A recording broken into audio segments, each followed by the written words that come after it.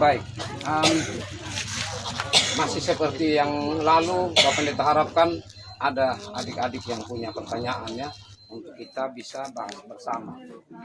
Dari ini Riko ada? Belum ada. Dari Dino ada pertanyaan? Fani ada? Silakan. Jika seseorang berbuat dosa di saat terakhir sebelum meninggal, apakah ia masih bisa diselamatkan? Oke, terima kasih. Radin. Nah, sekarang Bapak Pendeta tanya, kalau seorang itu dia berbuat dosa sebelum dia meninggal, apakah dia itu bisa masuk surga atau tidak? Hah? Tidak tahu. Oi. Sekarang kamu rasa kamu orang yang bisa untuk tidak berdosa atau orang berdosa? Bapak Pendeta ulang. Kamu merasa bisa menjadi orang yang tidak berdosa ataukah kamu ini orang berdosa?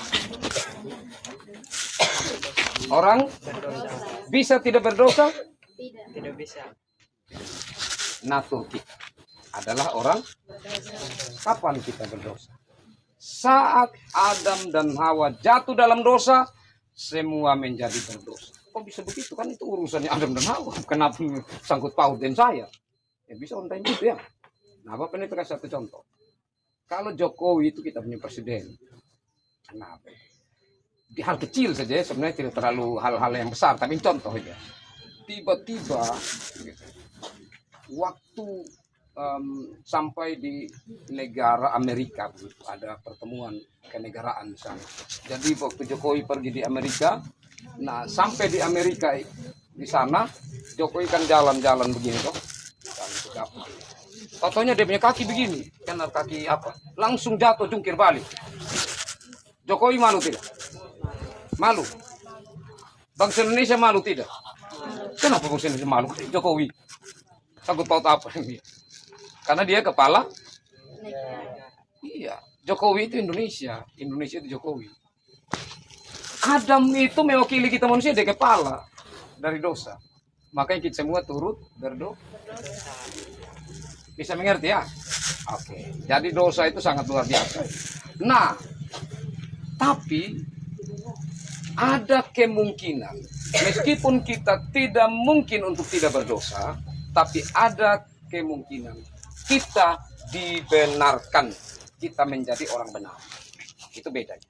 Mungkin agak sulit sedikit ya, tapi Pendeta yakin adik-adik bisa tangkap. Kita memang orang yang tidak mungkin untuk tidak berdosa, tetapi kita bisa menjadi orang yang dibenarkan. Nah, jadi macam begini. Ini Bapak Pendeta kasih contoh. Lia, Bapak Pendeta punya anak. Nah, jadi Lia hari ini buat kesalahan. Jadi Bapak Pendeta, sudah, maafkan dia.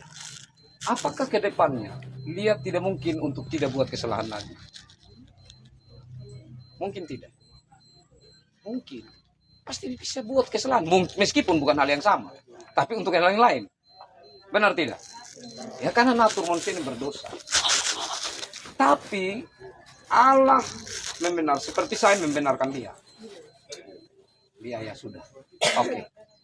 Karena dia ini memang ya sudah tidak bisa untuk selamat gitu ya. Maksudnya karena salahnya dia terus menerus ada. Oke. Kalau begitu begini saja, hukumannya dia saya yang ambil. Jadi dia tetap akan dihukum, tetapi hukumannya dia diambil oleh Tuhan Yesus lewat salib.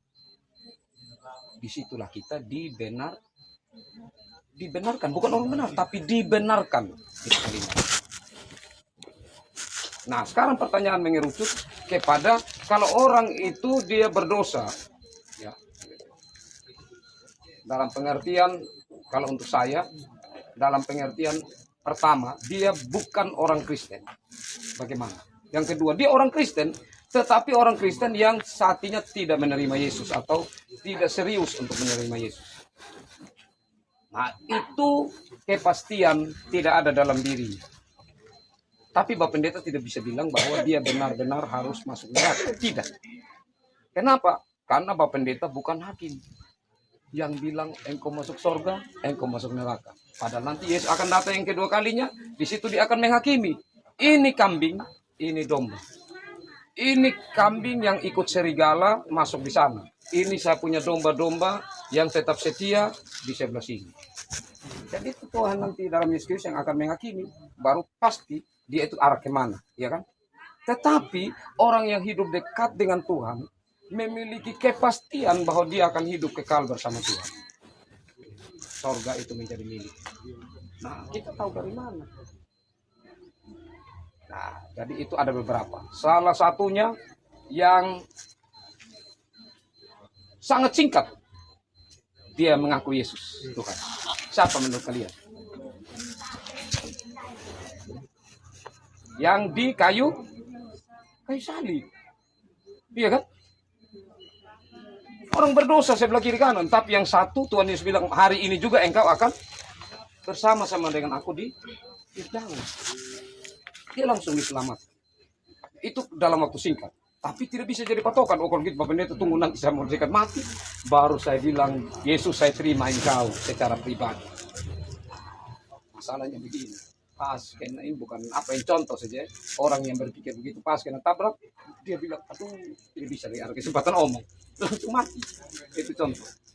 Atau pas dia ini sakit yang dia linglung. Dia tidak tahu lagi sebenarnya dia punya pikiran dulu sebenarnya saya mau ucapkan. Atau yang tiba-tiba dia sudah tua pikun. Nah jadi sebenarnya waktu yang Tuhan berikan itu sangat terbatas untuk kita menerima Yesus. Nah jadi kuncinya bagaimana supaya kita tahu pasti bahwa kita ini akan masuk surga. Bagaimana untuk kita mengukur itu? Pertama, kita percaya bahwa Yesus sudah mati untuk kita. Dan kita sudah diselamatkan. Jadi contohnya begini. Sekarang Tuhan sudah kasih kita satu tanah petak sawah. Masing-masing. Ini engkau punya bagian. Jatahmu sudah. Tapi iblis ini juga terus berupaya untuk merampas sawah itu. Dia membuat kita susah. Akhirnya bukan gade saja, malah jual. Ya bisa juga gade. Tapi kan sudah bukan milik kita sepenuhnya kalau gade kan. Apalagi kalau jual ya bukan milik kita lagi. Dan iblis itu akan berupaya merampas harta yang berharga itu dalam hidup kita. Keselamatan sudah ada, kita sudah pegang. Tapi mempertahankan keselamatan itulah yang jadi persoalan. Nah sekarang yang kedua. Dalam mempertahankan keselamatan itu. Nah, Paulus bilang begini. Memang keselamatan itu membawa kemerdekaan. Tetapi janganlah kemerdekaan itu membuat kamu hidup dalam dosa. Jadi artinya begini. Kita kan kalau menjadi milik iblis berarti menjadi hambanya iblis, ya kan? Artinya kalau menjadi milik iblis hamba iblis, apa dia mau kita ikut saja. Apa yang iblis mau itu sudah kiri. Kita tidak mau timbang lagi. Nah, tetapi kalau pengikut Tuhan berarti kita menjadi milik Tuhan, berarti kita menempatkan diri sebagai hamba Tuhan. Nah sekarang kan kita ini bukan milik diri kita lagi, bahkan kita ini sudah dibeli dengan darah Kristus untuk supaya kita menjadi milik Kristus. Karena itu sudah dimerdekakan dari kuasa maut tadi yang mengikat kita. Arti maut itu apa? Hukuman kekal. Karena hukuman kekal yang sebenarnya kita terima, kita semua harus masuk neraka. Tuhan Yesus ambil, biar sudah saya yang tanggung. Oh senang. Nah, kalau begitu sekarang, Yesus bilang kamu harus pelihara sudah. Ya, anugerah yang cuma-cuma yang saya berikan kepada kamu. Dengan apa? Dengan cara kamu hidup sebagai anak-anak saya. Nah masalahnya sekarang, apakah mau hidup menjadi anak-anak Tuhan? Itu yang jadi soal. Ataukah mau memberi diri kepada iblis untuk menjadi anak-anak? Nah, kepastian kalau tetap hidup di dalam Kristus, ya pasti dalam surga. Nah, terus hidup dalam Kristus yang bagaimana? Hidup dalam Kristus adalah satu, taat.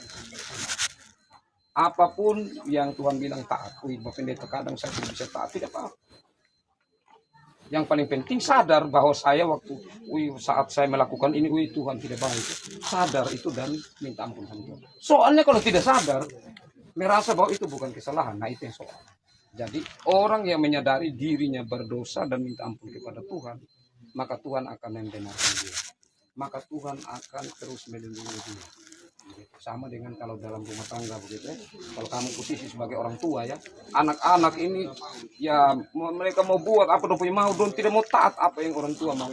Ya pastilah bagaimana menjadi bagian dari persekutuan dengan orang tua. Itu dia sudah keluar ya, sudah dari ikatan yang mesra itu dengan orang tua. Nah itu soalnya. Jadi ini sebuah ikatan ketidaktaatan maka akan dibuang oleh Tuhan seperti Adam dan Hawa karena tidak taat maka dikeluarkan dari Taman Eden itu. Nah, bangsa Israel tidak taat di Kanaan maka mereka dilempar di Babel. Jadi sebenarnya ketaatan itu adalah hal yang penting seperti Bapak Pendeta tadi. Jadi murid-murid yang diutus mereka pergi mereka harus taat. Karena kalau mereka taat maka mereka tetap berada di dalam kerajaan Tuhan. Tetap berada pada bagian anak-anak yang diselamatkan Tuhan. Jadi kepastiannya ada di situ. Kepastian. Nah, baik, jadi adik-adik ketaatan yang kita berikan kepada Tuhan sebenarnya itu bentuk tunduk kita kepada Tuhan. Seperti kalau satu pertanyaan saja Bapak Pendeta kasih panjang sedikit. Jadi ketaatan yang ditunjukkan kalau murid-murid yang lalu itu mereka menempatkan diri mereka sebagai hamba dari Kristus dan Kristus adalah Tuhan. Jadi kalau hamba dalam konteks Timur Tengah terlebih khususnya dalam konteks orang Israel ya, itu kalau seorang hamba ya, atau apalagi disebut sebagai budak begitu, itu dia diperlakukan apa saja tidak masalah oleh Tuhan. Jadi tuannya itu mau bakar dia tidak ada yang protes begitu. Kan dia punya milik, mau apa begitu, suruh dia kerja sampai kurus sampai terserah kan sudah dibeli. Jadi pemikiran konteksnya sebagai hamba itu yang dimiliki oleh para murid sehingga mereka tuh rela disalib terbaliklah, dipenggal kepala lah. Artinya mati untuk Tuhan ya. Itu satu penghargaan yang besar. Ya dalam konteks waktu itu betul-betul mereka murid-murid menempatkan diri sebagai hamba.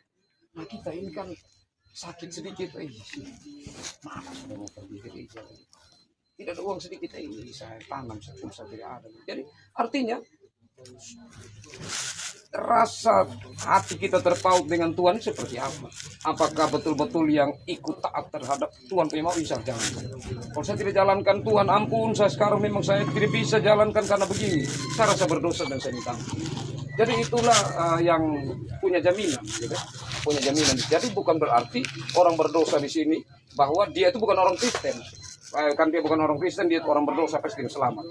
Ya, jangan bilang orang Kristen pun yang sudah ada dalam keselamatan itu bisa dia tidak miliki karena ketidaktaatan untuk ada bersama-sama dengan Tuhan dalam hubungan kasih dan dengan sesama dalam sebuah kerjaan. Jadi ini berarti yang semua bisa paham ya, bisa. Pendeta harapkan nanti kan punya pertanyaan ke depan bisa pikir-pikir untuk kita bisa jadikan bahan diskusi. Atau ada lagi yang punya pertanyaan? Tidak ada ya? Oke, mari kita berdoa. Ya Allah Bapa di sorga, kami sungguh bersyukur karena hari ini Tuhan memberi kesempatan untuk kami melangsungkan kata kesaksi. Hari semakin panas, tubuh kami juga sudah lemah, ada waktu yang cukup panjang hari ini yang kami jalani dalam ibadah. Tapi kami bersyukur karena Tuhan memberi materi kepada kami. Kami menyadari sesungguhnya bagaimana kepastian keselamatan bagi kami orang-orang percaya. Karena itu kami mau terus ada dekat dengan Tuhan. Kami mau menjadi pemuda-pemudi yang terus taat kepada Tuhan. Terima kasih ya Tuhan, kami akan berpisah. Mari lindungi, berkati kami semua, berkati masa depan kami, berkati orang-orang yang kami kasihi, orang-orang tua, saudara-saudara kami dekat maupun jauh. Terima kasih Tuhan, berkati semua pelayan-pelayan Tuhan, dimanapun berada termasuk di jemaat ini. Dalam Yesus Kristus kami berdoa. Amin. Baik, sampai sini kata kesaksi kita. Bapak Pendeta, terima kasih. Bapak Pendeta harap ke depan tetap ikut itu ya. Begitu tidak lama saja. Bapak Pendeta tetap pasti tahu kalau waktunya sudah terlalu panjang dalam ibadah pasti kita tidak lama. Kalau waktunya masih cukup panjang, baguslah kita jadikan itu sebagai pekan ini hari Tuhan, hari yang Tuhan khususkan untuk kita bersama, hari yang Tuhan telah berikan untuk kita bisa belajar firman Tuhan. Baik, itu saja, terima kasih untuk kebersamaan Tuhan berkati. Shalom.